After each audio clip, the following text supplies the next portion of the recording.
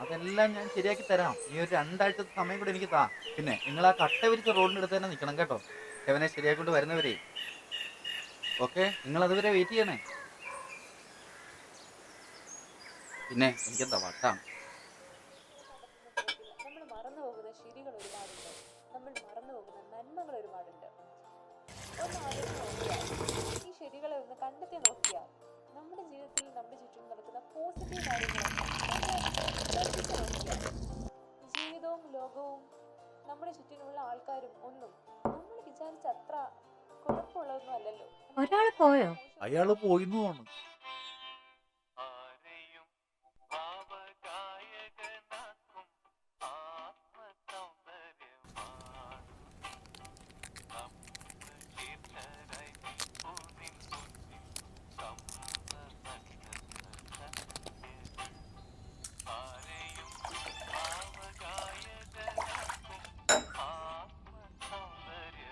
കേട്ടോ ഗോപാലൻ ചേട്ടാ, ഞാൻ അപ്പോഴേ പറഞ്ഞതാ ആ തെക്കേപ്പറമ്പിലെ കാർത്തിയാനി ചേച്ചിയുടെ മകളെ ആ പീറ്ററിന് കൊടുക്കണ്ടെന്ന്.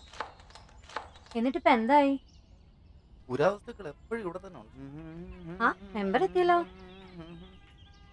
മതി വായിച്ചത്. എത്രയായി കുടിച്ച്? 1-2 ചായ കുടിച്ച്. ആ അനുഭവിക്കട്ടെന്നേ. നമ്മളൊക്കെ പറയുമ്പോ ഒരു വിലയില്ലല്ലോ. സ്വന്തം അനുഭവം വന്നപ്പോ പഠിച്ചല്ലോ. നേരെ ജോയ ആ കൊച്ചിനൊന്ന് പുറത്തിറങ്ങി നടക്കാൻ പറ്റുന്നുണ്ടോ? അതുമില്ല.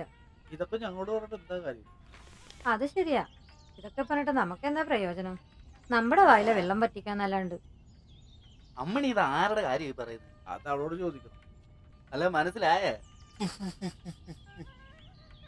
എന്ത് പറയാനാ, പത്രം തുറന്നു കഴിഞ്ഞാൽ പീഡനത്തിന്റെ വർത്തമാനമേ ഉള്ളൂ.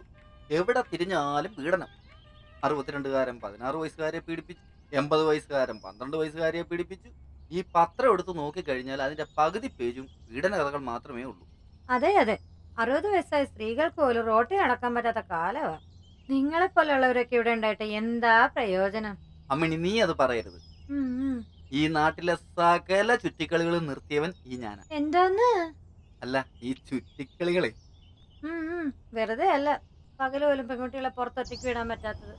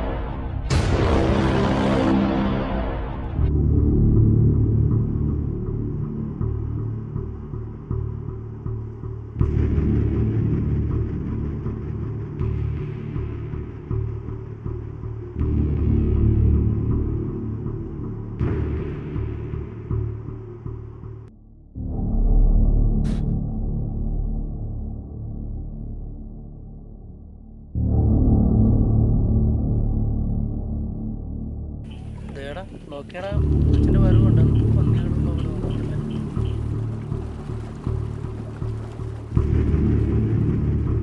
കൊറേ നേരമായിട്ട് പുറകെ ഇടപോ, ആരാതൊന്നും അറിയില്ല. എനിക്ക് പേടിയായിട്ട് വയ്യ. പറയണ നീ ഇങ്ങോട്ട് നോക്കണം, നീ അങ്ങോട്ട് നോക്കണം. നീ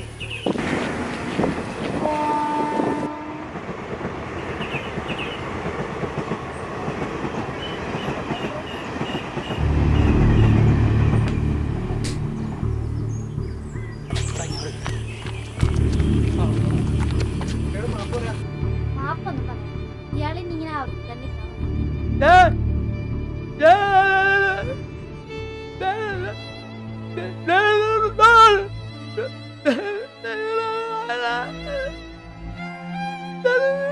ഇതെന്റെ കൊലുസാ.